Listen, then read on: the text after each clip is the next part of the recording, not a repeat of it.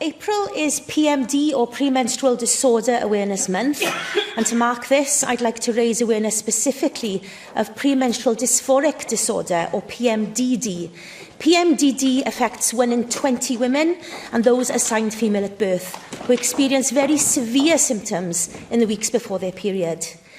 PMDD is a type of premenstrual disorder, complex conditions at the intersection of mental and menstrual health, which are linked to hypersensitivity to normal hormone changes across the menstrual cycle. They can cause or contribute to significant emotional and physical symptoms in the weeks leading up to and even during a period, such as depressed or severe low mood, rapid changes in mood, feelings of being overwhelmed, difficulty in concentration, and, as has been described to me, can lead to women simply blowing up their lives, leaving jobs, education, relationships, even leading to suicidal thoughts.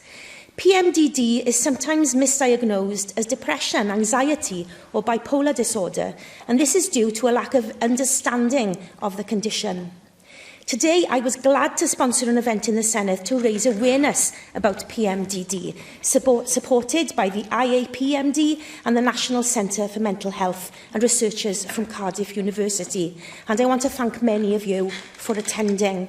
The event was organised by campaigner Becky Smart, one of my constituents from Bridgend. Becky's lived with PMDD since she was 14.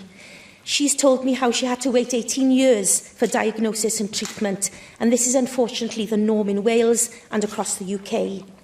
She says it's often hard to find the right words that can properly explain the totality of living with PMDD, and spoke to me about the struggles and heartbreak that cyclical hormone-based mood disorders cause. This is a condition that can destroy lives. This is a condition we must learn more about. It's a condition that has not been sufficiently recognised or treated effectively. We must make sure Wales is a nation where people with PMDD can survive and thrive.